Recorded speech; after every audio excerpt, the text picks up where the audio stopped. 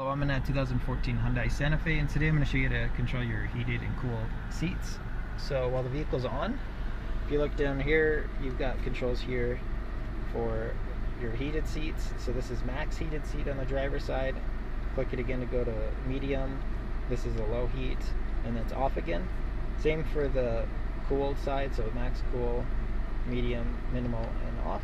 And then same all for the passenger side. And a way to double check this to see if it's working is just to sit in it for a few minutes while it's turned on, and if it starts getting hot on your butt, you'll know it's working. And if these just aren't lighting up or anything like that too, first I would check your fuses. Maybe a burnt fuse could make these inoperable, whether it's these or the seat itself. The next thing I check is underneath the seats. Maybe you have like a loose connection that needs reattached or repaired in some way. And then if that doesn't work, maybe like a lot of liquid got spilled on the seats at some point, and it's that moisture's interfering with like some of the sensors or things like that in the seat. But I hope this was helpful, and hope you have a wonderful day.